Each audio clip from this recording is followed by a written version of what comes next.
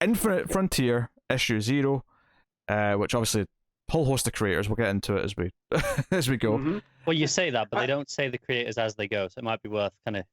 No, but I like that they're doing these table of contents style pages. So you it's easy to refer back to. Okay, for Connor's sake, since he's insisting I do it, obviously Joshua Williamson is the wraparound.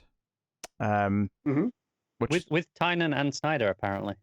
With Tynan and Snyder. Where is the... Oh, it's up at the top. They're right at the top, right at the top. Notably, though, the very, very ending by Williamson has got JRJR art, which is probably the worst thing about the whole book. So, yeah. So we'll get to that when we get to it. Although Carr's making a face which implies he hates something else, because of course he hates something else, because why would Connor like good things? That just doesn't make sense, does it? So just to run down how these are broken up. Now, these don't have pages on them, and part of that's because Batman, for instance, is split into 2, so it just makes sense just to sort of label it by title. But the Justice League story is by Bendis with art by David Marquez, which makes sense. They're on the book. Batman's by James Tynion IV and Jorge Jimenez. Again, makes sense. They're on the ongoing book. Wonder Woman's by Becky Cloonan and Michael W. Conrad. I know what section that is. I'm thinking about it because obviously the wraparound's also Wonder Woman technically, but I'm just thinking about what section that is. Yes, makes sense because on the book. Yes. Wonder Girl, Joelle Jones, again, makes sense. She's on the book. Green Lantern Alan Scott, interesting, is by James Tynion IV with Stephen Byrne on art. So curious. And if Alan Scott's going to be a main feature in the miniseries that's coming in summer, maybe it makes sense that that's not necessarily someone who's attached to an ongoing book that's related to him right now. I think the strangest part by that logic is that it's not Williamson. Well, no, but you just pointed out that Tynion's one of the writers overall at the top. So that's true. So that makes me think that Tynion and Snyder might also be writing some of the mini with and also given the context of what this particular story is, and and being Tynion and Byrne, and who they are as people, it makes sense why this team is on. And on top of that too is the continuation from the Green Lantern special that they did. Yeah. Also, I'm pretty sure Carr just told me something about Stephen Byrne that I didn't know because I didn't realize that he fit into that category. But fair enough. Yeah. So Teen Titans Academy, written by Tim Sheridan, art by Rafa Sandoval and Jordi Tarragona. Again, makes sense given who's on the ongoing book. Superman, Philip Kennedy Johnson, with art by Jamal Igle. It's good to see Igle back doing super stuff. Yeah. Is this the John story, I assume? Because the other one's definitely the Justice League one, yeah. Yeah. Green Arrow and Black Canary, written by Joshua Williamson, art by Alex Maleev. That's cool. If that leads to, I mean, I know they're going to be in Justice League, but if that leads to a Green Arrow and Black Canary book with Maleev, then oh baby. I feel like it has to at a certain point. The only problem with that is, I mean, from my perspective, is how often does Maleev work with non-Bendis people on an actual run outside of I know he does like short little bits like this. He's had the odd backup in things before, but when he does runs, full stories, more often than not, it's with Bendis. Stargirl, Jeff Johns and Todd Nuck, no surprises. Green Lanterns, Jeffrey Thorne, Dexter Soy, again, no surprises. The Flash by Joshua Williamson and Howard Porter, which is interesting, and that leads me to think that is more leading into... I mean, obviously it sets up something for the Flash book. We'll get to that when we get there, but it maybe implies that story is more relevant to what it's setting up for Barry doing in the miniseries Infinite Frontier come summer. Right. So that makes sense. And then the epilogue, of course, as I mentioned, Williamson with John Romita Jr. on art, unfortunately. But so there's your creators for us to refer back to. I'll lately forget half of those names as we're going, but there they are. So the basic gist of this is that Wonder Woman is given an offer by the Quintessence to... that was a nice sighting by them. So yeah, I like Wonder Woman recognizing Hera as well, which was a nice touch in the Quintessence. So real quick, the Quintessence, it's Ganthet, it's Highfather, it's the Phantom Stranger, it's Hera, and the fifth one. It's a good question. Who is it? Because is it Zeus? Oh no, it's the wizard. I was gonna say it looks like it could be the It's wizard, the but wizard, that's it's right. the purple that throws me off. I'm not used to. Yeah. It doesn't always wear Well, the and purple. it doesn't. And this is not the wizard that we've been seeing lately. You know, the wizard has a different look since at least New 52.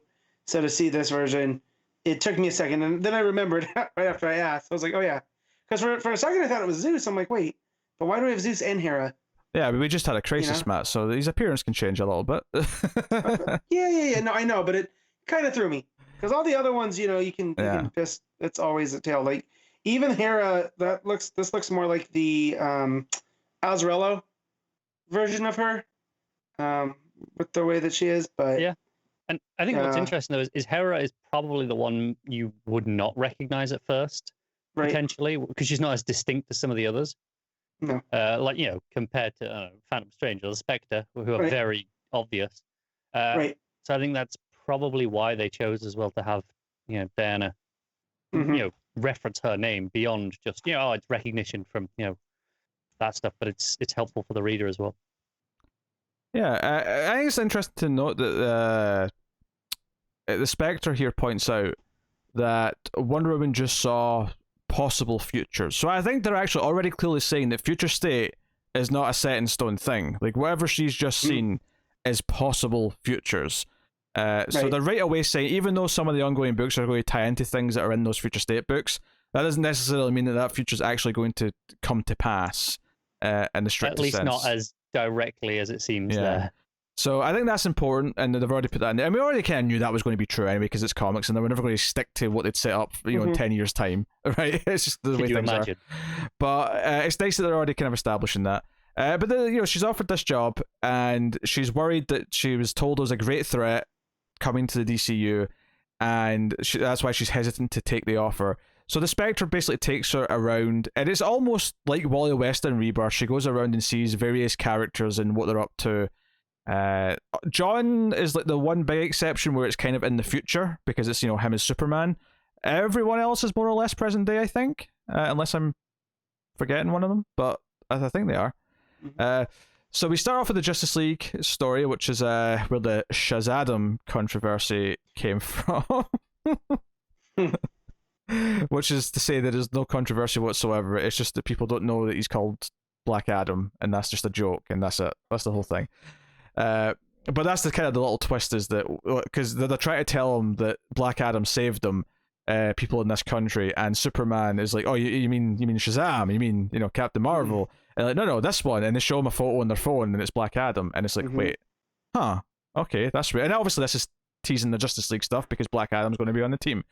Honestly, it's like 3 or 4 pages. There's not much to it. Simple. The Marquez art's really nice. It's fantastic. I was getting that this is a different Black Adam. Like this, in some ways, it feels like the Black Adam that we've always had. But I don't know if it's just the way Marquez is drawing him. It feels slightly off, almost like it is different. Like maybe someone has assumed the mantle of Black Adam. Don't you dare say that he actually is Shazadam. No, I don't think it's Shazadam. But maybe it's someone else. Maybe Black Adam has, abdicated finally and has given his power. Hey, Matt, I don't know. Don't worry, Connor's going to find out because Connor's going to be reading with us, I think, from what I've heard from the patrons. I didn't read this, though. I skipped those few pages. You skipped 3 pages out of spite? I didn't know how many pages it was going to be. But it wasn't even, Bendis-y. It's the quickest Bendis thing I've ever read. I didn't know how long it was going to be. I saw, Bendis doing the Justice League story, that's up first. Okay, skip through. Oh, art change, Gotham. Perfect, I'll jump in here. Oh, geez, you're the worst sometimes, Connor. I regret nothing. I want to stick up for you most of the time, but right now, I want to throttle you. So I love Marquez's Clark. I think the Superman face is exceptional. That last panel of him just sort of looking off hopeful. And I know not everyone's a fan of Bendis dialogue, but I actually really love Superman saying, my mother says that all the time, and Barry's just like, oh, to be you. Well, at least, is it Barry? Given what happens later, maybe it isn't Barry. Yeah, let's look at the suit. I mean, he's got blue eyes, so it's got to be Barry. Okay. Yeah. Because Wally has green eyes and a different shaped belt. So when he's the Flash. I thought this was the Wally belt, though. It's got a point in the middle. Well, then the color is messed up because. Wait, I'm scrolling to the end to compare. Come on, pages. Well, no, I'm not comparing it to Wally's current suit. I'm comparing it to Wally's full Flash suit. Because he's going to be back in his like regular Flash suit, though, right? When he becomes Flash. You would assume. Yeah. Mm. You know, not his That kid said, Flash. I mean, I'm looking at the Barry suit at the end, and it looks pretty much the same, just without the extra speed line. It looks like Marquez has just cleaned up some of the speed lines a little bit, to be honest. All right. Yeah, no. So Wally's belt is more. You're right though, Pete. This is more angled, but Barry's has always been like a full belt around, right? Sure. And that's what this looks like. Whereas Wally's always comes more to a V, like the two lightning bolts are meeting in the middle. Yeah, which is why I was questioning it, because that shot from the panel from the side when he's pointing to Superman, it looks like it's pointing into the middle. Whereas what Barry's, from my memory, it never did that. It was always just more of a steady across kind of thing. Yeah, I'm just gonna say this is before he goes to the President Superman. And that is Barry, just based off the eye color alone. Yeah, it's an art glitch. I'll just call it that. I think what is likely is that this is Barry, because I think everything in this issue takes place more or less chronologically. Yeah, that's fair.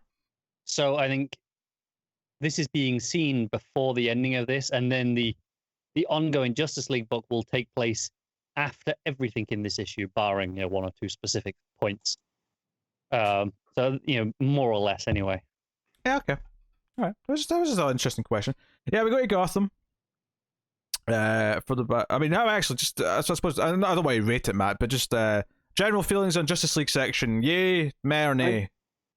That's a yay. Yeah, yay for me too. I like when Justice League, it doesn't need to be a flagship, but when it feels like it's doing bigger things than just kind of the event of the week. Joe, I like is he had 3 pages. He didn't try to cram every Justice League member into it. He just did a simple little thing, a little teasing Black Adam and a little bit of Barry Clark interaction, and that's it.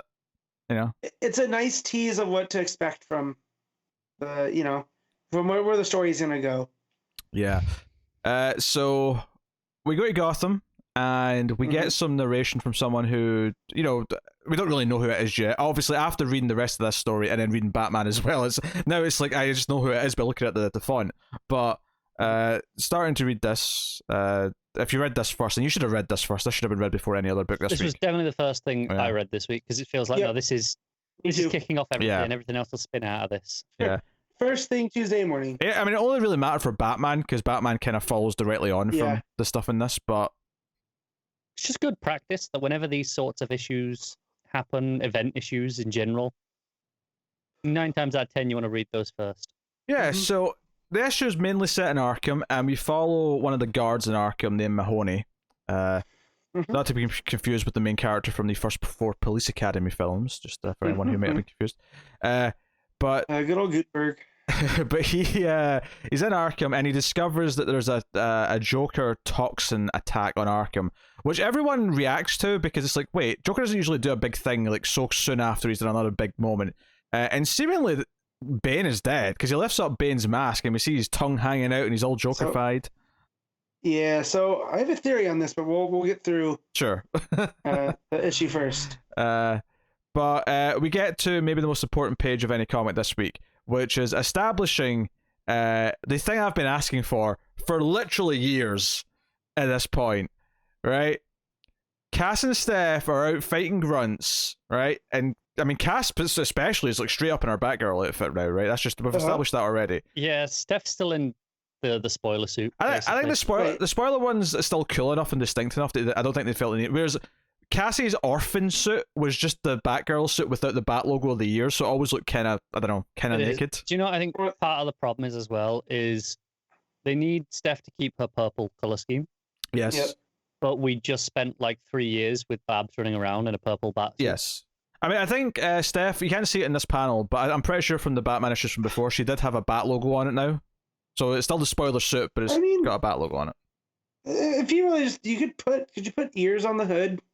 Please no. Still, you know, I don't think you need like to.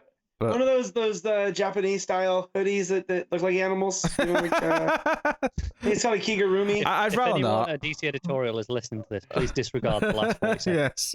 You know, just put a little bit of barriers there. Please no. She's still back. But do you know what actually this reminded me of? There's a moment way back. This is going back to a Marvel thing, but way back when Bendis started off his New Avengers run, there's a moment in issue 1 of that where whatever events happening out near the city and all these various random heroes have ran out, and there's a moment where Spider-Man says to Cap, say it, and he you flip the page and it's Cap yelling Avengers Assemble, right?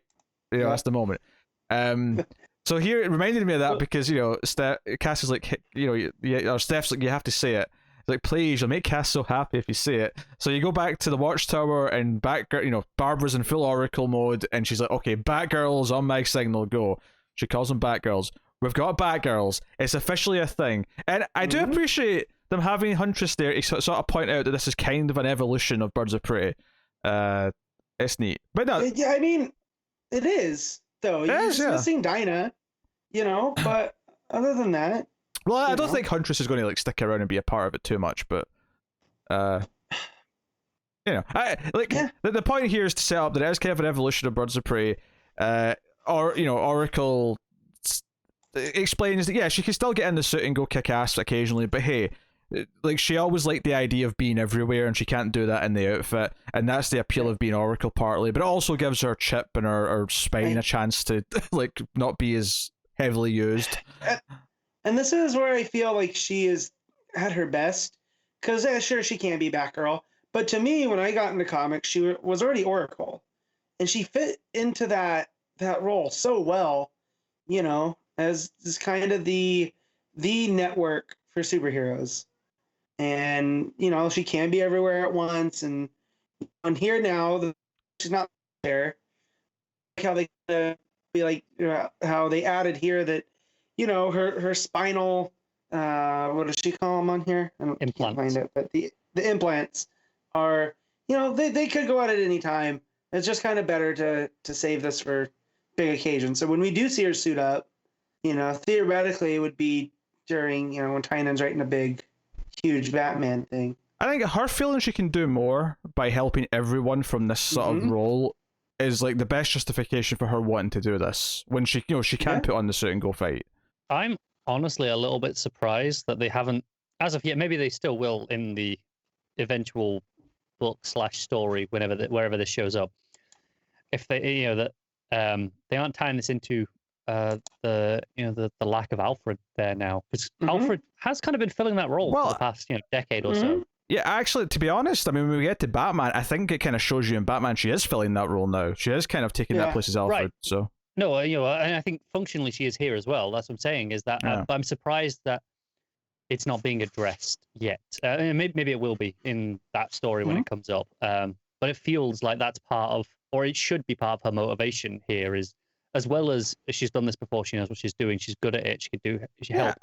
There isn't anyone else in that role anymore. I don't necessarily even think I need a story beat out of it. I'd even just a subtle nod to this was Alfred's job before would be enough for me, just to kind of set up, she's aware that she's doing it. She's aware that she's filling that role that he was. Yeah, just some self-acknowledgement. Yeah. But it's just, I even think of playing the Arkham games, and I'm like, you literally start off with Oracle, and then when Oracle stopped being the thing you spoke to, you spoke to Alfred instead. Even that game kind of swapped them in those roles, so it's kind of interesting. But the idea that Alfred was still fairly limited because he typically only spoke to Batman and maybe a few other Bat family members. Oracle is much more wider scope, and the idea, I'm going to take this global, I'm going to take this out. She mostly talks to Bat characters and Gotham characters, but yeah, there's precedence in comics for her to straight up to call Superman, to call whoever, Yeah. So that's neat. But yeah, so they react to the Joker attack. Grifter shows up to get Lucius Fox, who's with Jace. Is this the first time he's been introduced in present day? I believe so. Yeah, I was wondering that. So it says that. We introduced the Mayor character, who obviously, having read Batman as well, we know is going to be a fairly prominent character. He's been showing up in Detective recently as well. Yeah. Oh, neat. Okay, that's cool. He was in that one issue I had to read. That was where he was running for mayor. Well, I like that this worked for me, even though I hadn't read them in Detective. Yeah. But it set that up nicely. It sets up that they don't really want to rely on the masks as much anymore. But we essentially have this almost like, I mean, it's not even it's just one panel, but the idea that Mahoney's like one of the few people who have survived. He's able to like try and not breathe in the toxin, and he's running around inside. I actually love the cliffhanger because this is split into two. But the cliffhanger to this I love. It's Mahoney running through and he's on the walkie-talkie. He's like, "Please, is anyone coming to help?" And you just hear "Stay on the line." And that final page is just this gorgeous full page spread of Batman saying he's on his because Batman's not been here the whole story so far. This is his first appearance. This page is Jimenez doing his best Maliv. Yeah, pretty much. Yeah. Because if I didn't know better, I probably would have said it was a Maliv page. Yeah, he's upside down. He's on the zip, the grapple hook line or whatever. And it's super dark and inky. It's a gorgeous page. It's absolutely wonderful. It's both gorgeous and it's a wonderful like yeah moment after the previous like question. Just simple storytelling. How do we feel? I mean, it's only part one of this, I suppose. But yay or nay or meh? Yay. Yeah. Yeah. So. Oh my god. Are we sure this is Joker toxin? And we're not. I mean, because there's no hint of Joker other than the fact that Joker toxins. But I mean, the ending implies it's actually more someone else. That's what I'm gonna say. Also, this guy's red hair, is this Peacekeeper 1? Is this the guy that becomes the first Peacekeeper? We'll check when we get to that later, when we get a name again, and double check, I guess. Yeah, I don't think so. Did we ever get a name for Peacekeeper 1? No, we never did get a name. No, so that's what I'm saying. It's when that reveal was made, and what was that? Was that in Dark Detective? Yeah, our next Batman took off his mask. So.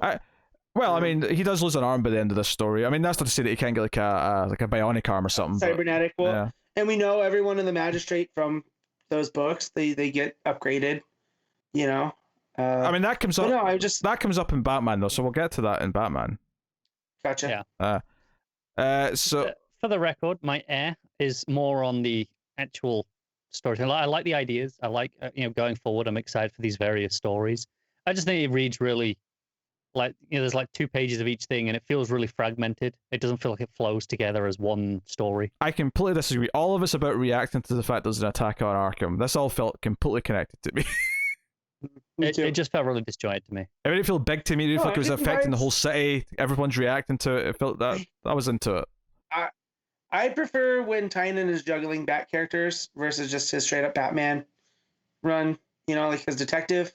I feel like he has the right mind to do this. So to see all these characters pop up the way that they do, I really like it. It makes it feel, I feel the sense of Gotham. Well, one of the best things about his run so far has been the ensemble building of like a cast that he's using, and having Oracle and the Batgirls. Obviously, Harley's been a thing, and that's still true in the new issue too.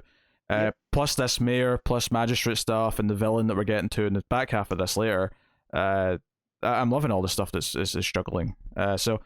Next up, we have the Wonder Woman section, setting up that Nubia is going to be the replacement for Diana. But they do acknowledge that there is this other contender, this Brazilian Wonder Woman, in Yara Flor. From the other, from the distant, other tribe, is what they say, so they reference that. So the story beat here is that Nubia gets like a test where she's going to open the box for the Medusa head, and it's certain death. But there's nothing in it. It's just not just death, but it's a fate worse than death because your body is frozen, but your mind's still alive. Sure, yeah. So it's I like that Nubia's like, I'll take my chances. Let's do this. Yeah. And that's where Hippolyta is like, oh no, okay, you pass. But notably, that's the type of attitude it takes. Yeah, but notably, she's not sending Nubia off to go be the new Wonder Woman. She's basically saying that she's going to go into the world of man, which makes sense because we know she's going to be on Justice League. But Nubia and it makes me wonder actually, like how much of the Wonder Woman book is going to have some Nubia stuff in it. Is it going to continue to be a backup in that story?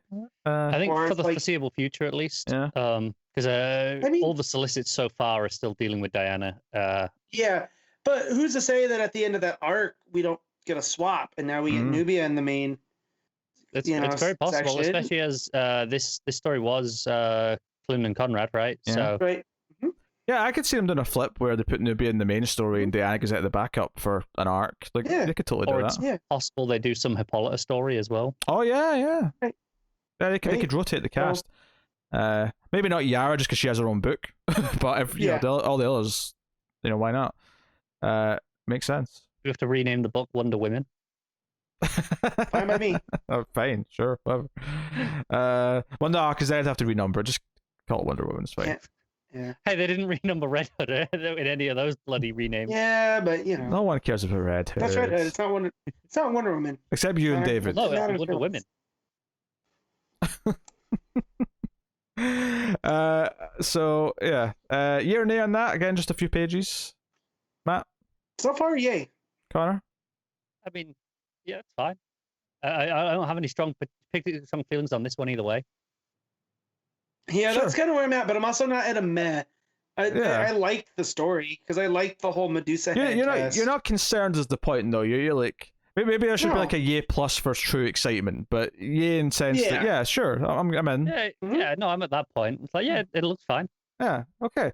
Then a couple of pages of Yara just to follow on from that, which introduces her in present day. She's going back to Brazil, which her auntie, I think it is, who she's living with, is not happy about it.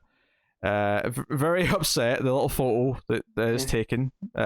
Yara sort of like perks up and smiles for it, even though they're having a fight, but the auntie does not.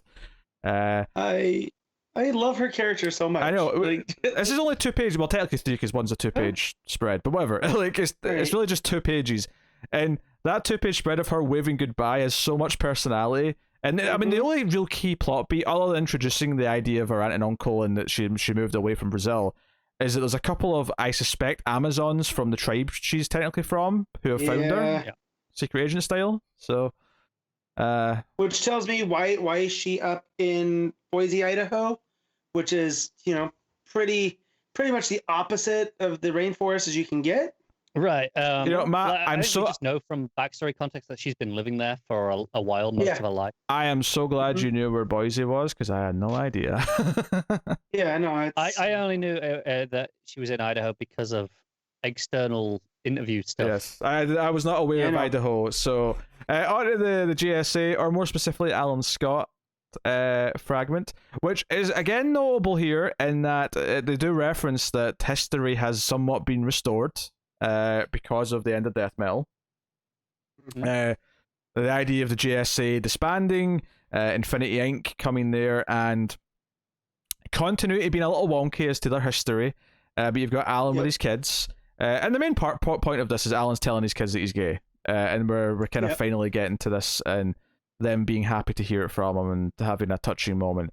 Yeah, and this is something that I really like on top of because as far as I know, the first instance of him being gay came from James Robinson's Earth 2. I think so, yeah. So now the fact that the Earth 2 version has bled into here, I think that's really cool. And the fact that it doesn't take anything away from him having kids, just like the whole story that he tells them, like, I had to pretend to be someone I wasn't, but I got, a family out of it and whatnot. There's definitely never been any history of gay men having kids before. Well, I think it adds a lot more. Him being gay is actually far more interesting if he grew up in the era of World War II, and he grew up in those eras where it was harder to be open about that. Right. So downright illegal at that point. Yeah. So. I think that actually adds a. I mean, there was never a problem having the Earth 2 version, but the Earth 2 version was a present day Alan Scott. This is interesting because he had to live through this time period, and part of that concealment is informs his experience with it. Well, and I love that he said, my closest friends kind of knew when I would have, other friends, and so I like that idea too. Like, of course, Jay knew. Him and Jay are like best friends. And then there's the implication that he wasn't alone the entire time. It's not like he's just been sat there on his own in his room. Right. So no, I thought this was a very nicely told story, and especially with what we know about Obsidian, right? Because that was his his, I don't want to say defining characteristic, but it was a big thing during the 90s for Obsidian to be gay. And so for him to be there to support, like, the kid to support the dad versus vice versa, you know, like, it's just a nicely told story. Yeah, I really he's taking the name of Sentinel again. Yeah. I really liked this story when I read it, just because obviously I'm in for teasing whatever we're going to do with the JSA, but like, knowing now that Alan's plot is going to at least be one of these threads that's in the miniseries that's coming now in the summer, even more so, because it's like, okay, so there's plans for this to continue in some form, and continue to explore this character. And the idea that he's hunting for other JSA members on top of that is just, it's just, you know, chef's kiss. Like, yes, give it to me. So I think we're all enthusiastically yay on that. Very much. And Byrne art, I'll take anytime. Of course, yeah. It's honestly, I think this is some of Byrne's best work as well. I think and a complaint that could be leveled against Byrne is sometimes there's a lack of shading and subtlety in nuance across the shade as it goes through. He'll tend to do in like big blocks. I mean, his art always seemed to me is very pop art styled. So you don't, you're right, you don't play with the shading a lot. Here, though, he almost was like, I'm going for it. Right, especially like shadows on the faces. They kind of get softer and harder, you know, as they go. Yeah, I agree. I think it still feels like Byrne, but it feels like Byrne doing a more serious comic book as opposed to his usual cartoony. Like, it feels like it's a nice blend of, you know, not a dark story, because it's not a dark story that's being told, but it's a more emotional story being told. So the art is reflecting that by not just being. I think the word I would use is somber. Yeah. Okay. Yeah, somber. So yeah, then we have the Teen Titans set up, which is it's literally 2 pages of kids going to this Titans Academy. I did not realize there was going to be this many kids. Yeah, I mean, honestly, there's nothing really wrong with these 2 pages. It's just that we are so unenthusiastic about the book because of the Future State story that it just has a bit of a stink to it. Right, and I think that's true of various other stories in this, like where, you know, the Yara Floor one. I think the only reason we're so enthusiastic about those, you know, 2/3 pages, depending on how you count it, is because of how much we care about Yara Floor from those, you know, 2 issues already. I think those 2 pages in themselves aren't that exciting, really, but it's just what we're bringing to it, and this is here the reverse, where we're bringing to it a pretty negative spin already. Yeah. At the same time, I don't think those Yara Floor pages would read badly if, you know, we just wouldn't be as excited. It would just be like, oh, that seems fine. Let's see what it's like. And I don't think this reads badly. I don't think if we hadn't read any of the Titan stuff from Future State, I don't think we'd be like disappointed in what this is doing. We'd be like, okay, it's 2 pages. I mean, these 2 pages are better than a lot of what that last issue was. There's not a lot of room to go wrong in 2 pages. No, but they're not overstuffed. It feels like it's got a direction, and that's the thing we always liked about the premise of Titans Academy. Is okay, it's got a clear idea. It's doing this thing for the Titans. That's the whole thing. I'm gonna forget about the Future State story. Like, just throw it out of my head. Yes. And just, you know, go forward. Like, hey, this is the Red X thing. I don't have to, you know, we can just keep wondering who it is and just try to enjoy the Teen Titans as teachers like I wanted to. Yeah. I mean, there is a tease for Red X in that second page, but the foreground mask coming out of the bag, and that's fine. Like, you know, but I was getting Hogwarts vibes too. Always interrupts him midpoint when he's going off on something. Right. You know, actually, can I just say that Titans logo they've all got in their backpacks is very X-Men. It's just a T instead of an X. Yeah. I was gonna say them going across the water in the Titans Tower looming. You know, I was getting Hogwarts vibes a little bit. You know, I can see that. Yeah. They bring the first years across on the boats. Hogwarts, but not lame. Yes, I agree. I mean, look, there's a very real chance this is going to be way lamer than Hogwarts, and you know it. Yeah. I would have to try really hard to be lamer than Hogwarts. I mean, we read the Future State stuff. It was, you know, the 4 Horsemen. The moment the 4 Horsemen come out, it's instantly lamer than Hogwarts. You know. Let's put maybe even. Maybe okay, we'll call it a tie. Can we talk real quick too that on the so in this universe, and this might just be a fun little art thing that the artists threw in there. Apparently, the Teen Titans have a comic book that the kids are reading. Because a kid, if you that page, I see. It's the Wolfman Perez all new Teen Titans. I think that's probably just a neat nod. An Easter egg. Yeah. Like a fun.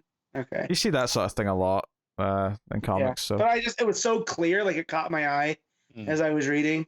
I think it stands out as well because it's in like grayscale as opposed to everything else, which is in color. So I mean the yay man, yay man.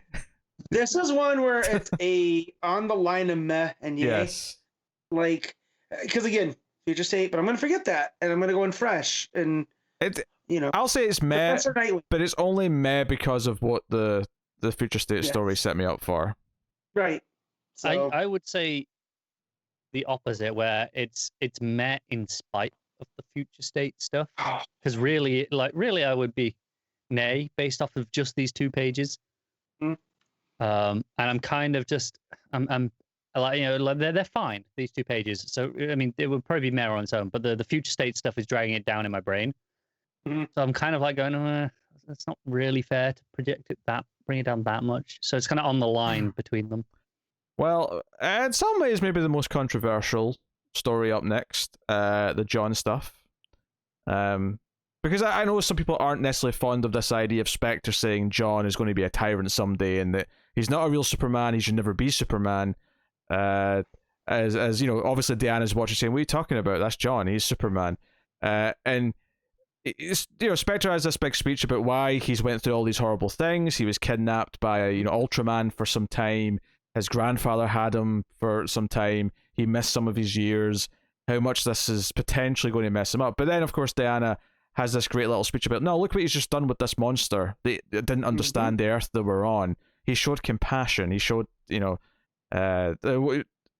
showed compassion and risked his own life for an enemy's sake. What's truer of a Superman than that? So she kind of wins this debate, and Spectre kind of gives up and says, okay, so be it. He's Superman then for now. But he bears watching, Diana. Yeah. So I think that's why there's like a slight concern with the story in that I like it. I like the point that, no, he is Superman from Diana's perspective. Yeah.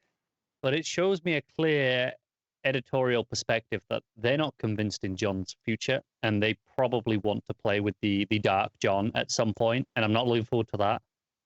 Well, no, I to me it lines up with the whole idea of you've seen possible futures, Diana, right? They may come to pass, they may not. So for Spectre to be like, oh no, he's set to become a tyrant, she's like, well, wait, that's not who he is. You're writing him off already, And so I just like that, we see like a perfect distillation of what this character's been through on those pages, right? And just like how he's conceived on one world, born on another. Both of those are now gone. So he's kind of a man without a country in that way. So he's kind of free to be who he wants. And that she trusts, that's Superman's son. He is Superman, So, I like this. When people are having a fit with it, I was like, well, it's not like we had an evil future John monologuing about, is about it things. Possible Spectre's concerns here are more a tease for the evil son that we saw in House of L, rather than John himself. Yeah. Right.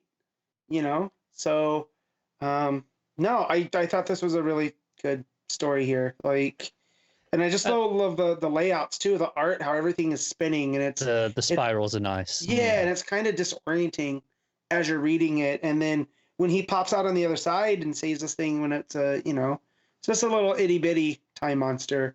Yeah, and I think it is worth noting that I assume Spectre and the Quintessence as a whole have seen the same future state stuff that Diana saw and we saw, and in that Superman Man of Metropolis, is that what it was called? Yeah. Superman of Metropolis. John was a tyrant. He bottled the entire city. Like, there's not really any debating around that. Right, but he didn't do it in tyrant reasons. He did it in the name of safety. Well, that's not. Right? That's not really the point. That's kind of irrelevant. Like, you can still be a tyrant and doing it for quote unquote the right reasons. Right, but he also went back and put it back at the end. Don't forget how that ended.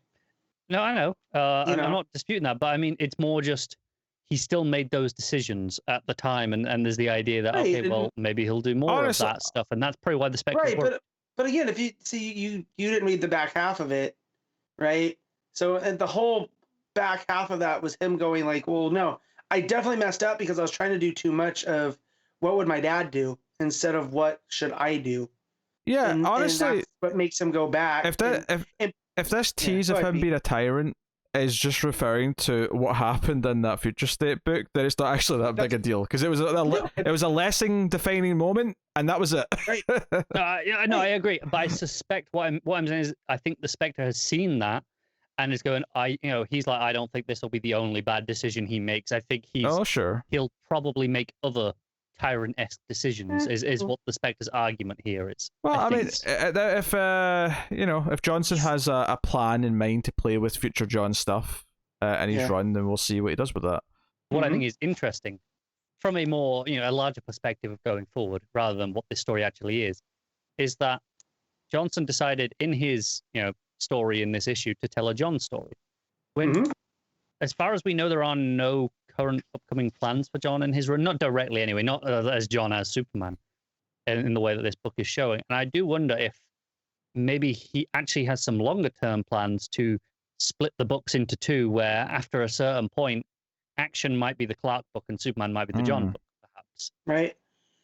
Possibly. Yeah, because we do know that in Superman, that John plays a pretty big role. Like in that first arc, it's Superman and Son basically. So, or is that in Action? I don't remember this at all, Matt, so I can't tell you which one it is. Okay.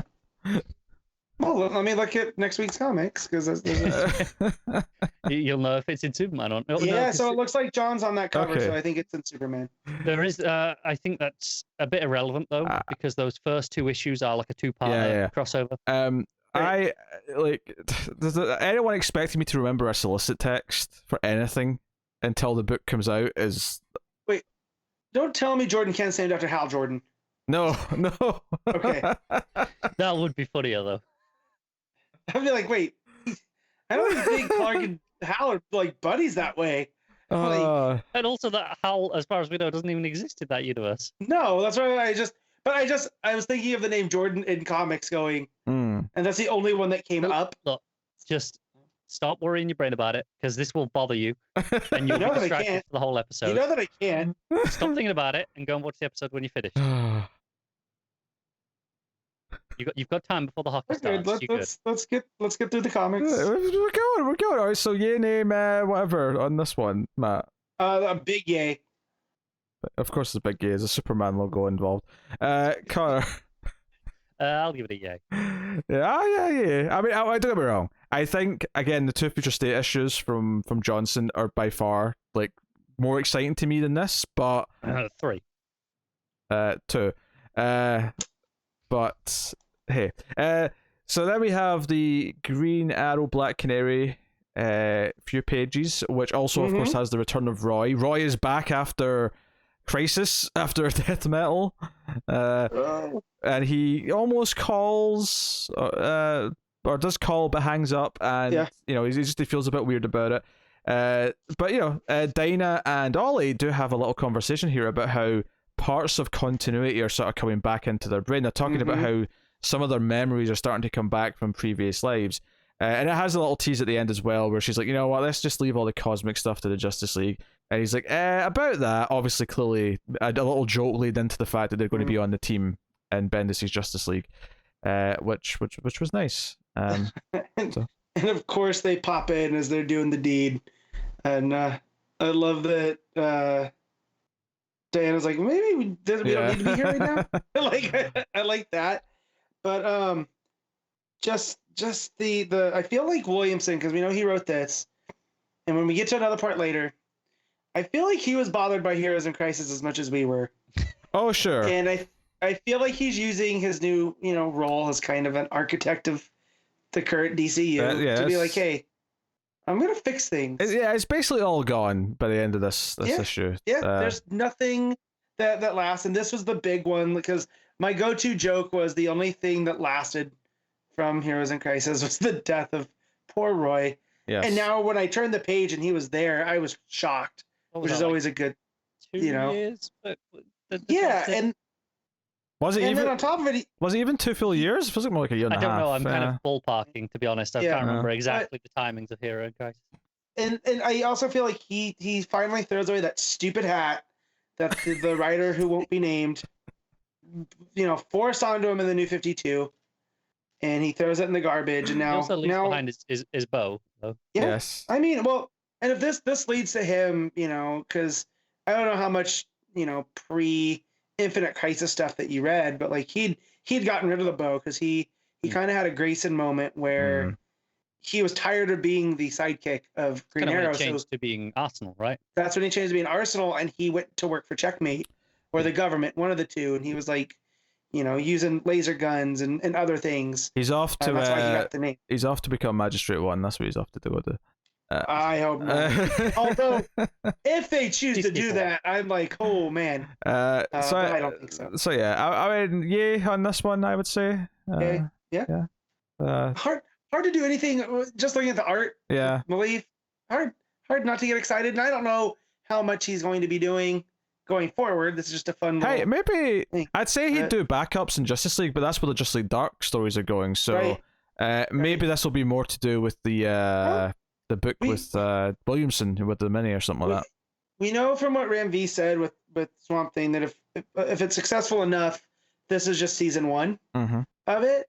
So maybe the same with Justice League Dark. If it gets enough of a, it could spin back off into its own title. I think it's harder because obviously with Swamp Thing, P.S. all of you go to your shops and make sure you buy your copy if you want more of it, which you should. I think what you have to say is it's harder to track because obviously with Swamp Thing they can just look at the direct sales of Swamp Thing and go, all right, this is doing good enough, we'll do more. Yeah, but word of mouth and stuff too. Like if people get on there and there's enough that are just like, oh man, yeah, the Justice League Dark title, not doing it. I feel like they would change. It's just a harder metric for them to but look at and go, this is worth its own book. That doesn't mean it's impossible still. So. But yeah, so next up's a Stargirl story, setting up the miniseries that's coming up soon. This feels relatively separate to everything else. It feels like it's just here to set up the miniseries that's coming up and isn't as, a main part of continuity or a main part of the world. Also, the most early 2000s art in the entire book. Yes. Yeah. John's doing John's things. Like, I'm not mad at that though. Yeah, Stargirl's, interacting with King Midas. Stripe shows up, and it basically, establishes once again the relationship between her, with Courtney and Pat. We get like a sort of Principal Strickland moment from Back to the Future with her showing up late to school and Pat bailing her out. But then, of course, he gets a call saying the 7 soldiers need him, so he's like, "Hey, there's a reason to ditch school," and they run off. Question: you guys have watched Stargirl? Did the 7 soldiers play into the show? Kind of. Okay. I think so this is something that John really has at the forefront of his mind. They're definitely in Pat's history. Yes. Yeah. And if you've read was it Stars and Stripes? Is that the book? Yeah. If you've read that, it takes one of the plot beats to do with one of the soldiers in that and kind of transpose it directly into the show, more or less. So if you're familiar, then no spoilers there. But beyond that, they're not like a regular ongoing occurrence. At least no. But they may show up. I just had a later. thought that like if they're on the forefront of his mind when he was doing the show, he was like, "Hey, maybe comic idea." You know what I mean? Right. And like, and this is the thing we know from solicit/interview stuff that there's going to be an 8th soldier all along, and we're going to find out honestly secret history. It wouldn't surprise me if this miniseries is him workshopping ideas for like season 3 of the show. He's obviously working on season 2 right now. This is just him saying, we need material for seasons 3 and 4, so I'm going to do some miniseries. It would not be surprising.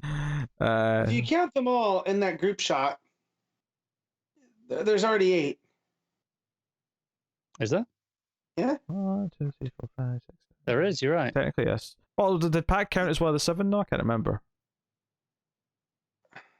I don't think so, actually. Yeah.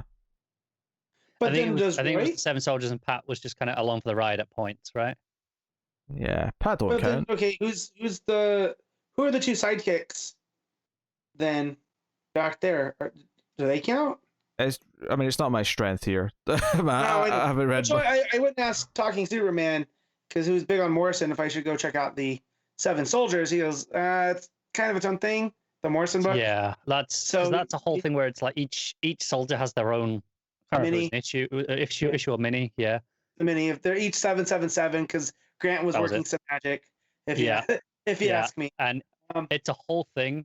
Yeah, that I've looked at and I've started to dabble in, but I've never dived all in. And I'm like, I really should at some point. Yeah. He did tell me to check out the Frankenstein, knowing my taste. That one, even if I don't read the other ones, those 7 issues are a lot of fun and would be right up my alley. So that might be something that I do later. But he said, as far as this team's concerned, they're 2 different. Yeah, very different vibes. So, yeah. I also I really like the animation. I said it's the most early 2000s.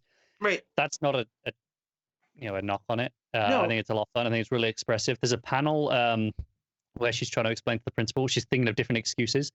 That again, I think part of this is just fresh on my mind, but it looks straight like one of Garbett's panels from the Stephanie Brown Batgirl stuff. Obviously, we've been doing that on previously, which is why it's fresh, but it looks straight out of that. Yeah, I can see that. Also, do you guys recognize the name Blue Valley anywhere besides the show? Of course. Besides the show, no. Why? Yeah, that's the town that Wally West is originally from. Oh, okay. When he comes to visit Aunt Iris and gets doused with the chemicals and struck by lightning. So yeah, Blue Valley, Nebraska. Are we on this one? But if you had to guess, where do you think I am? I'm assuming Matt's on the yay side. Matt's on a yay plus for sure. Yes. Yeah. Yes. Yeah, I'm fairly yay. I'm not like super excited yay, but yeah. I'm more. Again, this is one where I'm excited because of what I'm bringing with it. Like, I want more Stargirl. This, it's like 4 pages again. It's fine. On its own, it's enjoyable enough. I actually think this has more substance than a lot of the stories do because it has like a little fight scene with Midas, and then it's got some of the school life. So it gives me a balance of what it's actually supposed to be with the superheroics balanced with the school stuff. Right, it's a proper short story versus just a tease. Yeah, like they'll include this in the trade. Whereas I'm not 100% certain a lot of the other ones you'd actually get a lot out of it. I mean, I think the Batman 2 parts will probably be in the trade. Yeah, but that's yeah. Or even Yara and her stuff, you would see that popping up. Depends what that might or might not. It depends on where the first issue actually starts.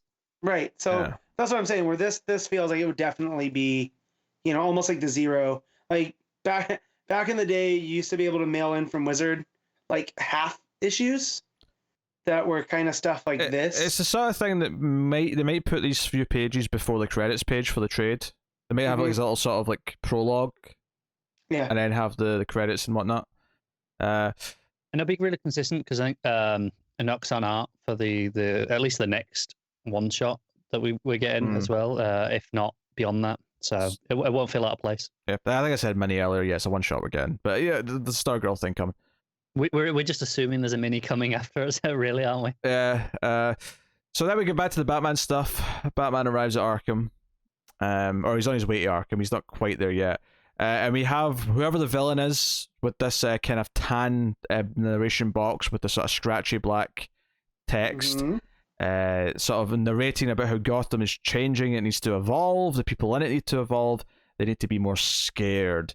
And Mahoney is a bit of a hero. He saves a couple of nurses that he's found just before an explosion in the Arkham, and he loses an arm. The Batman comes and finds him, and he's sitting and a leg. Actually, I even noticed the leg before. Well, I think what I like about this is that it shows that, given the whole story is about how Gotham needs to move beyond relying on people with masks, I do like that a regular guard actually saves the day for a couple of. I mean, obviously he loses a lot in the process, right? But he actually saves these 2 nurses before Batman gets there, and it's proper heroic.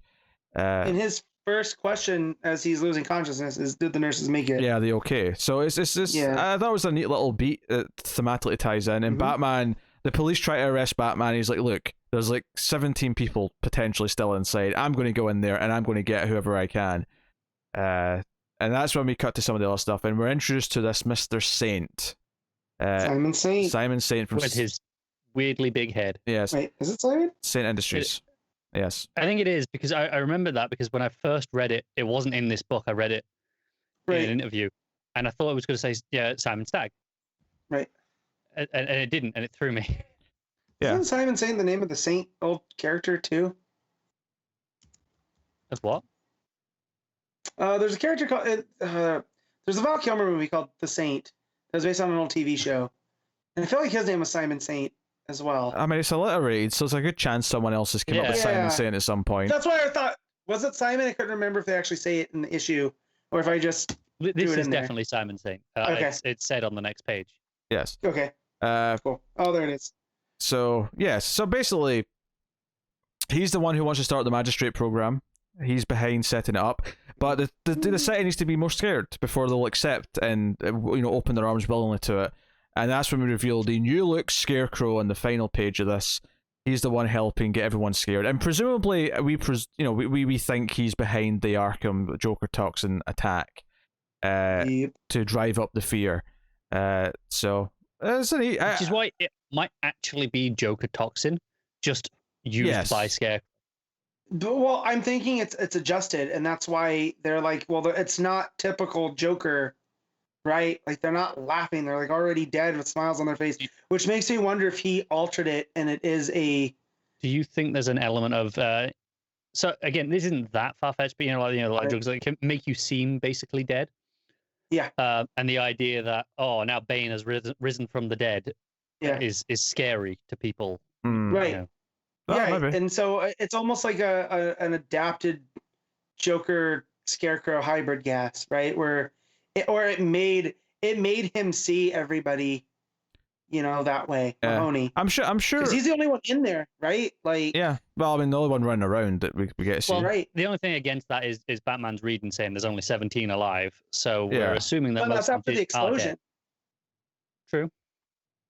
So who knows? But I mean, we spoke about obviously this look of Scarecrow when they first revealed it whenever ago, but there is some elements that are a little bit over the top, but I will say I do love the gas mask. The actual mask I think looks great.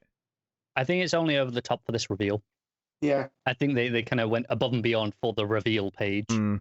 I don't think it will feel as over the top when we're just seeing it in regular usage. Yeah, but it is a bit scarier than what typical Joker or big time. Scarecrow has been in recent years. I also get like he's a cult leader vibe, like there's just something about him.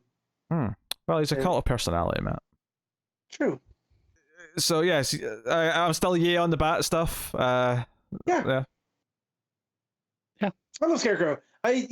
My Bat villains go up and down, and over the time I've realized Ivy's not so much a villain, right, anymore.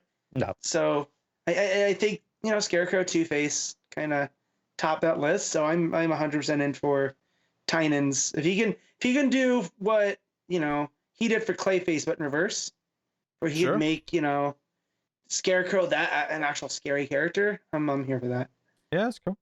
Green Lantern's next, and I will say it's not the best few pages of the book, but I will say I am far more optimistic about the series than I was after reading the first issue of the Future State book by this writer, because this actually gave me some of the premise. It's Simon and John, and they're going to Oa in a ship with young Kelly, a Teen Lantern, who has to learn about everything. And it's basically just building up to her seeing Oa for the first time, and it's a cool moment for her. I will say, when they bring up like Hal, Jess, and Kyle all being away, like monitoring the new planets and stuff, I was like, you just kind of listed some of my favorites that I'd rather be following, but I'm in it to get the education of Kelly and give these characters some more time. Guy got a Superboy treatment, and I don't like that. Oh, guy's not important; it doesn't matter. So bull crap.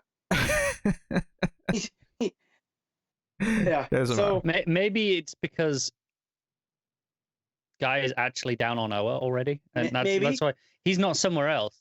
There's no need to mention that he's off on some other world. He's down there. Oh, sure. As a Guy Gardner fan, it makes me a little bit suspicious. He's running the bar down there. Fine. If that's what it is when we get there. It's not a big hang up because it's cool to see Simon back. Yeah. Because I haven't seen him in years at this point. Because at least Jess we had in, Odyssey, At least if albeit- you were reading that. But yeah, but she Simon was was never there. Yeah. Simon wasn't and- anywhere. So to see him show back up with John and Teen Lantern, like, And I do like them continuing with Teen Lantern, that even though Bendis is away from her now, like they're saying, no, we have this character who was given a modified, like almost like pirated Green Lantern energy like device. Like that's a mystery, and they're going to investigate it and take her EO. And I have a question. Yes. What am I forgetting? Because when did we get back to Oa? that's new because it's been Mogo. Yeah, that's why I was just saying, Joe. Like this whole conversation we've been saying, because it's Oa in the book. There's Oa, yeah. Think about it. Crisis. We just had a reboot. No, we just had a crisis. But Mogo's there. Which, yeah, because Mogo's next, and I'm like, which Oa goes against Mogo in that the whole original Mogo appearance of Mogo doesn't socialize, right? Mogo has grown since then. Right. Well, I mean, Oa's grown. Look at it this way, right? Reality got rewritten because of the Anti-Crisis, and Oa came back, so it's like Mogo's just there. Maybe Mogo won't stick around. Mogo's just like helping Oa, make sure everything's okay, and then Mogo's going to leave. He's dropping everyone off. Yes. Yeah. But neat. So no, I mean, there was a lot of little things I liked here. I liked Simon and John talking about Kelly, talking about why they're in a ship rather than just flying. Talking about the mystery of where her power comes from. Like, I'm like, you know what? This is not like directionless like that first issue of the Future State book was. This actually seems like it might be a good series if it feels like this. I almost felt like Thorne felt like, well, Future State stuff I can kind of do whatever I want with, and it doesn't have to be indicative of my, thing. So you can almost keep it closer to the vest.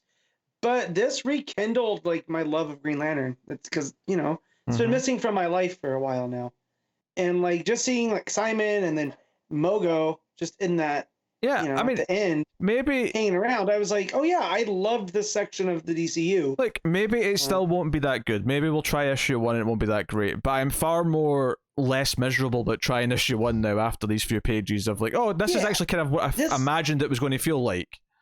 Right. This feels like Green Lantern, whereas the Future State issue we read, outside the Guy story, which I felt that was almost, Twilight Zone Green Lantern.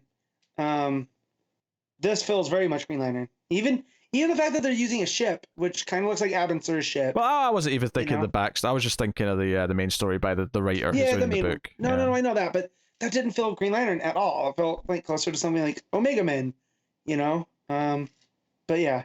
I don't even care what it felt like. It was just badly written because nothing happened. Sure. That was my problem with it. You can feel like whatever you want to a point. I mean, not really, but I mean, I would take that if it still felt like a good story. But it didn't. I'm just saying. I'm happy to have a Green Lantern vibe again. I mean, Cara's been quiet, so Cara clearly hates this. No, I don't hate it. I just don't have any strong feelings on it. I think it's do you have any strong feelings on anything in this book? Honestly, no, and that's part of the problem. Said that, but again, I don't. I have strong feelings about things that are coming after this book, in that it presents a lot of ideas that excite me. But as a whole, I think it's a very unexciting issue in itself. Like that it's a tease. The whole, like, this is a 64-page tease for the future of DC, and I'm okay with that. And you're getting little bites. It's like a sampler platter at a restaurant. Yeah, we'll come back to this. We'll come back to this when it's done, because there's no point in talking about the overall thing yet. And as for this particular story, part of this is still my negative impression on the previous stuff. I have no experience with Kelly, Teen Lantern at all, so that's all new to me here. It's it's fine. I don't hate these 3 pages. I just don't particularly like them either. I mean, I think it does a good job of it if you've never read any Kelly stuff before. I think this completely sets up the things you need to know for what the ongoing story is going to be with her. Yeah, even as if you read the stuff around her, she's getting a quick history of the Green Lantern Corps. So even if you're new to Green Lantern, you're kind of getting quick beats here, like she is reading those. So it's a pretty great introduction to her character. And even when you get to the last page and she says "esta pintura," which means like this is like a painting, so this is the first time she's seen space things, that we're all kind of used to. But her perspective is fresh. And on that, even just her reacting to everything for the first time does make it very new Green Lantern reader friendly in a lot of ways. Because you can use her as a conduit for all your first time experiences. So there's a lot of things going on for this, which I think is a good sign for Green Lantern to come. So here's hoping that the main book is actually going to stick this. So I'm actually more yay than I thought I was going to be on this one, Matt. You I guess you're feeling yay. I am too. Yeah. I had a little bit of I know Thorne doesn't like Hal. I like Hal a whole lot, but if he's going to use that as an opportunity to showcase other Lanterns, great. Do you know what? We need that. We have so many of them. Why not? Hal's had his turn. Hal's been focused on so much for the last goddamn 15 years. You know what? He can take a back seat. I'm always hesitant when I hear a writer hates a character. And I know they're just doing it for effect or whatever, but But and I think what's interesting about this particular case is he's been vocal about his hatred of Hal over years, well before getting the gig. It's not like he's just like, oh, I got the gig. And I was like, I don't like Hal, by the way. This is something that's kind of part of his personality in general when it comes to his I prefer that. He can't still tell an effective story, but it's like I wouldn't give Pete a Red Hood story if I was an editor. Yeah, right. Because he doesn't like Jason Todd. But so, to that previous point though, I prefer that's consistent with what he's been saying for years. Right. I think it's actually more annoying if they've never said anything, then they just go, oh, by the way, I hate this character when they get the gig. I'm not saying it's again. I don't think he's doing a bad thing that he hates Hal. He's perfectly allowed to hate Hal. Yeah. I mean, hell, there's characters we all hate, right? But I think the difference is we're not suddenly writing characters very much in that wheelhouse and related to that. And that's where it comes out. Think about DiDio writing Dick Grayson, right? I mean, I don't think it's going to be that much of an issue as long as they don't force him to write lots of Hal stuff. And I mean, the premise of his book right now has Hal nowhere near it. Is great until you remember this is DC editorial and they love Hal. Well, but again, like Pete pointed out, Hal has been the focus for how many years now? And what's great with Green Lantern, that's what I was going to get to with DiDio and Nightwing. Let's say he's writing Nightwing. It's not like you can sub out another Nightwing. At least with Green Lantern, you can, there's John and Simon, now Kelly, then you have Jess and Guy and Kyle, or, any number of the alien Lanterns, right? So that he can play with.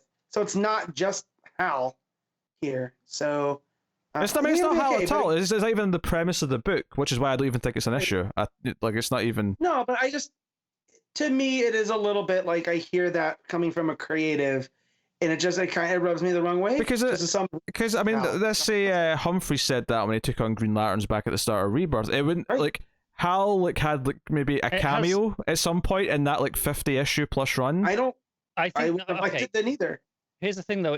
It doesn't have direct impact on the story that he's telling, I'm sure, in that Hal isn't showing up.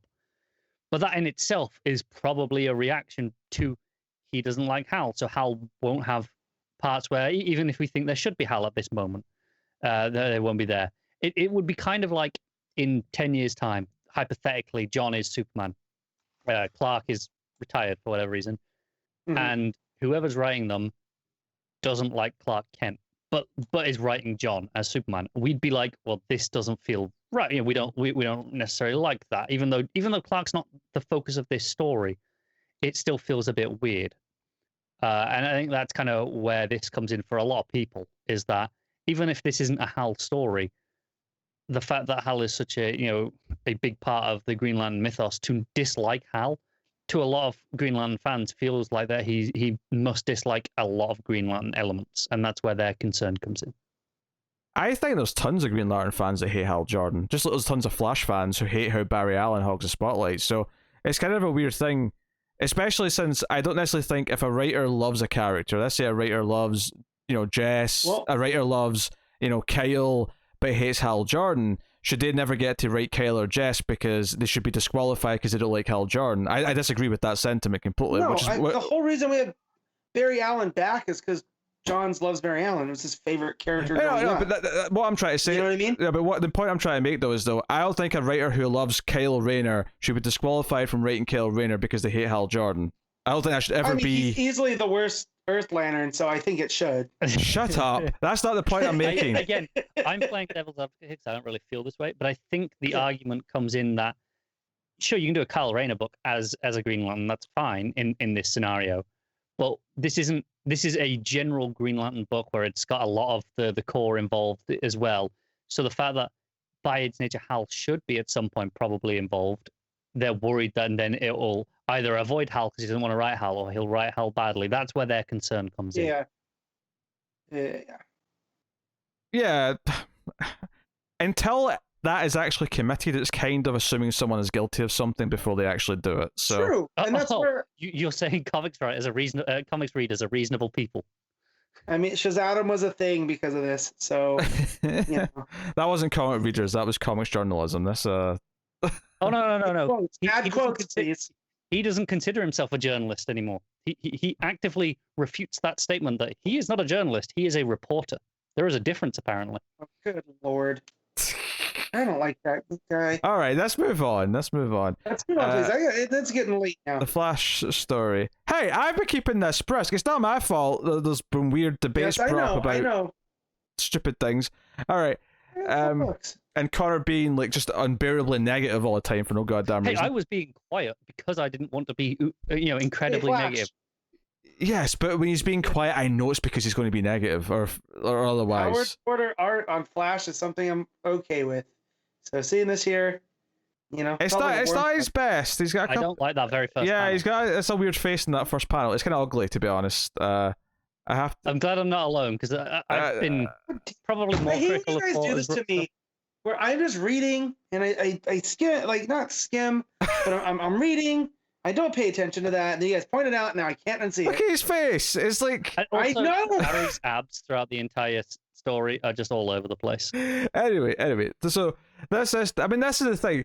I am not enthusiastic about the Flash book going forward because the premise from the solicits does not sound pleasant. However, this story has Barry saying to Wally, "Hey, you're the Flash now," because I'm going to go off and investigate the multiverse. Mm-hmm. So this is doing, in theory, what a lot of us wanted for such a goddamn long time. Yeah. It makes me want to hope, but also the premise of the Flash book seems a bit iffy. So I'm not sure. It's weird. I don't know how to feel about this. Well, and again, this is part of the Williamson rehab of post Heroes in Crisis that through Metal, where we got the Wally stuff there that's been fixed. Now to this, where he's turning the keys back over to him, was like, "Hey, you're Flash while I was gone. You're more than capable of it. I'm gonna go do some other stuff, and you have fun, man." I'm not gonna lie. When it got to the full pitch spread, because Wally's saying, "Yeah, but what about you? Can't just leave. Who'll be the Flash?" And it goes to the full pitch spread, and Barry says, "You're the Flash now, Wally." I read it as, "You're the Flash now, dog." Just because. Memes. It's an early meme. "You're the man now, dog" was like the earliest meme on the internet. Just for anyone who doesn't know what I'm talking about. Hey, guys, get it Photoshop. Go ahead and add that, and then send it to Pete. Yes. Please do. I don't think it'll take him long. Yeah. I know. Just a bit of text. So I like what it's doing in that sense. I like what this passing of the torch and Barry letting Wally be the Flash again properly is something I like. This is one where it's more just that the ongoing book from the solicits doesn't seem like it still feels like it's doing things that I'm going to dislike. I'm going to obviously give it a chance, but my enthusiasm is definitely dampened by that. But hey. So let's overanalyze this big page. I knew this was gonna happen. Well, how are we feeling about the Hun? But we move on. How are we feeling about the Flash story? Closer to now that I know that Williamson is using that to bridge on to Infinite Frontier, still not in on the Flash main title, so I want to give it a full yay, but skeptical. I'll put it in the middle. Skeptical. Yeah, I'm excited by the idea of the Flash working with the other place, the other people in the House of Heroes, whatever that team's called. I can't remember. Yeah. But all that stuff excites me a lot. Really building on that Morrison stuff. Is this the story where they name the other planet in the center? That's because the two planets, one's the Elseworld, the other one is Earth Omega. Is that this story? Did we not have this name in? We had Earth Omega already. Because there's Earth Alpha, right? And there's Earth Omega now. So this might be the first Earth Omega. But I remember at the end of Metal, there was Earth Alpha. because it was a whole thing. Oh, you're thinking of the Elseworlds. It's the Elseworld. It was never called Earth Alpha. I don't remember Earth Alpha. Did I just Because I thought it was Mandela Earth affected? Omega, and it's Omega in the Elseworld. I Yeah. remember Earth Alpha. They never called it Earth Alpha. I have no idea what you're talking about, man. I just got Mandela affected. There was two planets. One's close to Earth, so they're calling that the Elseworld. That was what was at the end of Death Metal. Right. And then this is naming the other one. This is naming the second one as Earth Omega. And maybe I'm also being Mandela affected because I was convinced that I knew this name already. No, that's this. I mean, as far this is the first time I read this. This was new to me. I wonder if maybe it was in some sort of interview or article that had mentioned it before, because I knew Maybe. this. Yeah, maybe it was in an article, yeah, but it was definitely not in any of the books before now. All right, so as a Flash story, skeptical is the word I'd go back to for that one. So yeah, there's a page of Spectre and Wonder Woman walking through just various things in the multiverse happening. Kind of maybe some of it's implying some things, some of it's maybe callbacks to other things. Some are obviously teases for stuff to come. I mean, Supergirl's holding a sword, which is clearly a reference to the Superwoman book. I mean, that is just the cover, isn't it? Well, different artist, but yeah, it's just it's different artists, but it is a version of that. Yeah. I look at my lock screen on my phone. Yeah, the Swamp Thing, it looks like a tease of the Swamp Thing book. You've got the Titans. Yeah, you've got Lobo and Crush, which we definitely spoke about in some book or another. Deathstroke looking like he's being Hamlet. To kill or not to kill? That's the question. Yeah, you got some Justice League Dark stuff going on. Yeah. So the one that stuck out to me, do you guys want to guess? Yeah, no, I think it's clear because it's the blue and gold, and I'm like, where is this from? Yeah. What? Like, come on, man. That's on an Earth that is being erased from the timeline. How dare you? I mean, most of them I can kind of point through, like Shazam. That stuff might even tie in with the Titan stuff potentially. Or Justice League, because Black Adam's in that. Rock of Eternity, right? Yeah. That's fighting back. What is that on the left of the Shazam panel? I can't quite make it out underneath the text bubbles. So it looks like some type of like. At first I thought it was Wildcat, and I'm like, well, that's not Wildcat. Is it maybe Midnighter? Maybe, but the suit looks a little bit off. But yeah, like zooming in on my tablet, I was able to get more. It's not Wildcat. So, but it is someone beating the absolute piss out of somebody. So maybe it's Midnighter. But maybe there's the Aquaman stuff, which we don't have an Aquaman book yet. No, announced, do we? But they look so happy. So let's just let them be happy right now. I think what should be interesting to most of us is the Green Lantern panel, which features all the lanterns that aren't going to be in the Green Lantern book. Which perhaps suggests there'll be a Green Lantern Corps book or something akin for all the other lanterns. You mean things we've been yelling that we should have for the past 3 years is have 2 lantern books. Yes. You know what? I'm okay with Jess being swapped out with Jon Stewart for the 4 Corpsmen. I'd rather she replace Kyle. No. I mean, we only need one sensitive Green Lantern there, right? And I'd rather have her sensitivity issues than him being I would rather get rid of the Guy. Oh, I'm an artist. Of course, we knew you're going to go there. I think Guy should go and Kilowog should replace Guy because he's a more interesting, hard-ass Green Lantern. Guy's the wild card. Every team's got to have a wild card. Right. He's the Arn. Is Arn the wild card? I don't know. But I feel like he's the one that kind of keeps them together because that's what that whole story was in the special. You know what I mean? And that to me, with the 4 Horsemen, that was always Arn.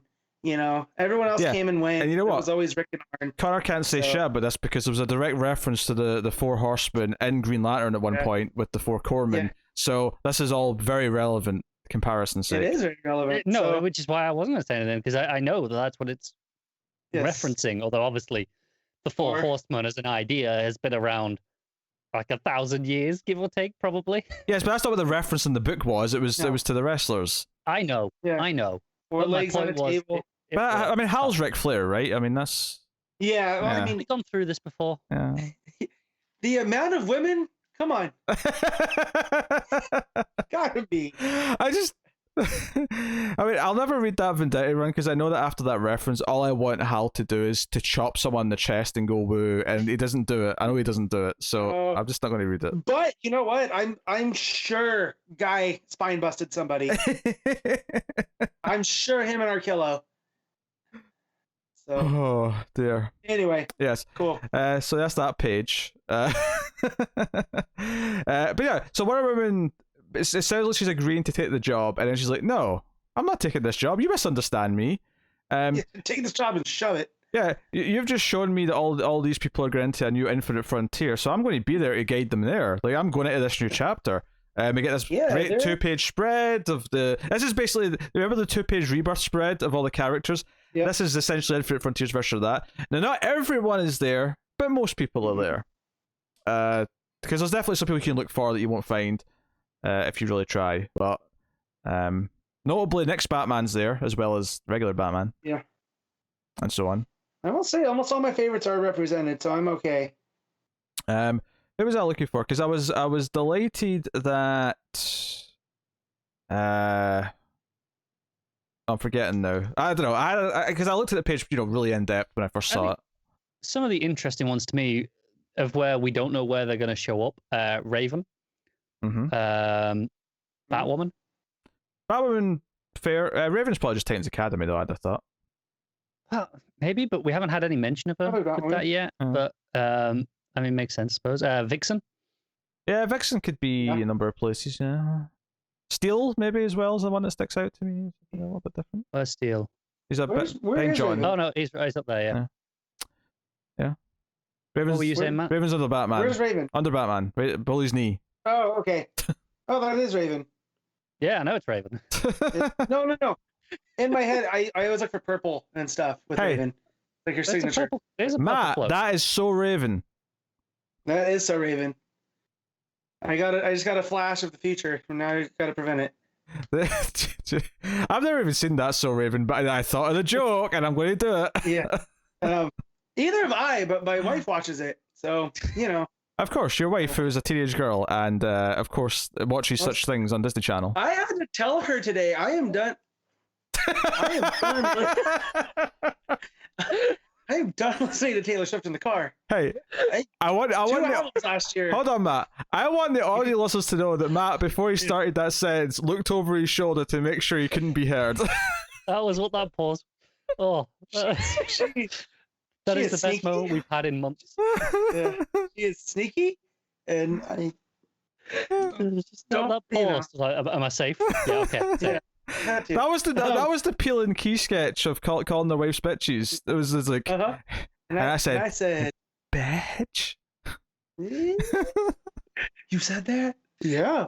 I think it was only as funny though because it was really organic. Like I don't think he planned that to be funny. He just genuinely checked for his own safety. Yeah, both can be true. Dear. But no. Yes. So anyways, so the epilogue, which unfortunately, I mean, what's in the epilogue is perfectly fine. Unfortunately, the art just completely. Oh, thank God for the lettering. I know. Before we move on, so if she had joined with the Quintessence, would she have replaced somebody, or would they become the Sextessence? No, seriously. Like, it's a good question. No, it is a good question because who would she have replaced? I mean, she probably would have replaced Hera, right? You would think. So that's why I wonder. Unless the old wizard's looking to retire. Right. Oh, I remember what it was. So I was happy to see spoiler at the bottom, but I couldn't find Cass. That was my thought when I looked at this page. Cass not somewhere on one of the sides. I don't think so. Donna Troy's there though. I couldn't see her. I mean, she's the big Bat family member that is kind of missing here. Yeah. Everyone else, even Duke's there. Yeah, so, you're right. Yeah. It was just a minor thing, not a big deal. But yeah, so we hear the Quintessence talking to someone, and it's someone saying that no matter what, I am the end, I am the final, but I am finite. And the implication I got here from this, because I mean, it turns out to be Darkseid, right? That's the big final page, who looks awful in JRJR's art. But The big thing I was getting here is that this is a Darkseid who's more powerful than he's ever been because he now has all of continuity like in his head. Like he remembers everything. He's every version of Darkseid that's ever been. I love that he's turned all roads lead to Rome into just about him. Yes. That's amazing. Which is the most Darkseid thing you can do. Yes. Yeah. Because Darkseid is. Exactly. So, yeah. And I am so glad I didn't have to rely on the art for this reveal, because as soon as we're talking about Earth Omega, and then you have the big black box or bubble with the white text, I'm like, I know this. I know who this is from just that link alone. But still, you know, outside the art, it is very well paced out by Williamson. It is, but the reveal from the lettering was more exciting to me than the reveal in that's why I'm grateful for there's so much of this like Infinite Frontier stuff that feels a little fresh to me, and it feels like, okay, we're in a new era, it feels like we're post a reset of some kind, but it's kind of exciting because this is the first one in a long time where it feels like it's incorporating all of past continuity. That's kind of part of the what's special about it. But this Darkseid reveal where he's talking about how he's the most powerful he's ever been because he has all of his past continuity intact and together is the one big thing that it feels like, okay, this is us really getting one of those juicy new details because continuity has, maybe reset's not the word in this case, but like reformed. Right. And we should point out that in this story, it's not just a reveal of Darkseid. He is seemingly killing the Quintessence. Yes, he's killed the Quintessence, and I don't know if he's absorbed their power or he's just like got his power in his hands. Had Diana would have been there, she would have slapped him back down. You know, so he's lucky she wasn't there. Yes. They caught him off guard though, like, you know, it's all the spikes coming from behind them. You know, so Pam Stranger expect to get an extra second of warning, but even though. And this is also the cost, right, that Diana was worried about, is something's coming for the DCU, and well, I mean, you could roll your eyes and say it's just Darkseid again, but I do kind of like this way they've framed it as like, no, this is Darkseid with all of his past versions intact, kind of thing. Yeah, so we had learned in New 52 that when it came to the to the Fifth World stuff, there was only one of them, right? There wasn't a multiverse of those characters. So Darkseid had always he was extra multiversal, being that there was only one Darkseid. So now the fact that there's been Darkseids over time, and he has access to all of that power, that's a nice little wrinkle. Yeah, because I have to amp him up. I have to assume that the whole baby Darkseid reborn into Darkseid is all gone now, and we're just the Darkseid. This is just plain Darkseid now. Well, this is Darkseid. So he's absorbed all of the forms of every Darkseid we've ever seen to become one Megazord Darkseid. Yeah, but given that it's always meant to have been it's always meant to have been a version of Darkseid, though, right? So this is not the baby that's grown up. This is now just true Darkseid. And yes, this is he has absorbed that baby. Yes, that version happened. I get, that did happen. I get that. But what I'm saying is is that this is not that baby growing up anymore. This is true Darkseid, who's incorporated all the other little versions that have came along the way. But yeah, so it strikes out too that the thing I want to talk about earlier with Williamson was he started off Justice League Odyssey, right? Mm-hmm. He had an intent of using Darkseid as he went to that, the Lost Sector type deal. Darkseid as Hannibal Lecter was his kind of pitch, right? Mm-hmm. Right. But as you found out as it went, is that Darkseid was using that to reform his power. That he was using like this power of belief through all these different planets to amp him back up. So I feel like this is kind of where Williamson was going before things kind of went sideways. That he, for whatever reason, he stopped on that book, and then that book just kept going. And, I think just to tack on to that point, I think it's fair to say that Infinite Frontier this month and going forward is the true start of the post-Didio era, in the sense that this is where they've had time to plan and start their stories, what they wanted to do. For the new editors and whatnot. Like this is where it begins. I'm wondering if something like Infinite Frontier was planned before all this, and then it got sidetracked with whatever. It was 5G. That was what was planned before this. But 5G was always a little bit different. I felt too. It wasn't necessarily the same. I get what Matt's saying here. He's saying that if Williamson had a vague plan to do something like this with Darkseid at some point, he's now finally getting to reframe it in this new light. Right. And maybe that's why he left that book in the first place, is to kind of slap down his plans. Right, that's what I'm kind of thinking. So, yeah, I'm here for that. So I made that connection when I was reading this. I was like, oh man, it's kind of similar to Justice League Odyssey, Darkseid, who's trying to, subvert the power of belief to make himself even more powerful. Which is very Darkseid. Yeah, I mean, I'm super into Infinite Frontier, this one shot as a whole, because it makes me excited for just the scope of what the DC universe is doing, going forward. I'm super into it. And, we get to this like checklist page essentially, for what's coming up. Obviously, March is just packed with everything that's returning. So you get Action Comics, Batman, Batman Superman, Batman Urban Legends, Detective Comics, Catwoman, Flash, Harley Quinn, Joker, Justice League, Nightwing, Suicide Squad, Superman, Swamp Thing, Teen Titans Academy, and Wonder Woman. And then it's just April's just Green Lantern issue 1, Maze, Mr. Miracles, Mini, Robin, Stargirl, Wonder Girl, Ninja, Supergirl, and Infinite Frontier issue 1. It just says coming this summer, but it's July. It said it before the epilogue. What? It's just the previous page. So it's at the end of the bottom of the Darkseid page, coming in July. Okay, well, I'm going to give this a very high 8. I enjoyed the majority of this, so can't give it higher because of JRJ art there at the end. Like, I just can't. Yes. I can't argue with that logic. Oh. Yes. Well, I mean, yeah. The start of the article says leads to Infinite Frontier issue 1 in June, so that's how the article starts. So I knew I wasn't imagining this. Where are we? Infinite Frontier will launch June 22nd according to DC. They changed their mind after printing. Yeah, I knew I read June 22nd. I knew I did. Okay. Alright, so Connor's wrong and a prick. Great. How are you giving it, Connor? I'm giving it a 5. No, this is. I actually. I don't know if I tweeted it or if I put it on a Facebook message to someone. This was the blandest issue that has ever gotten me so excited for stuff. I did not enjoy reading this. I thought it was a horrible experience with all the fragmented, and the through line was really rough at best with the Wonder Woman and Spectre stuff. There are moments I like and individual stories that I like. Sure, some of these are okay, but for the most part, none of them were enough to satisfy anything. And I kind of just felt like, was that it at the end? But I'm also excited for all the things that it's coming from it. So that's why it gets the 5. I don't think the through line in this is really that much weaker than the through line of Rebirth issue 1. Now, Rebirth issue 1's a better issue. Don't get me wrong. I'm not saying they're equal. I think the key difference for me between the two, because I can actually give you a quantifiable thing here, is Rebirth had emotion and to what it was doing with Wally. Not just for me caring about Wally, but it was about Wally reconnecting with people. I think... and he was actually physically attempting to break through all issue. That was what the struggle was from a character point of view. Whereas Wonder Woman is just an observer. I agree, that's why it's better, but I don't think that this is as soulless as your description would make it.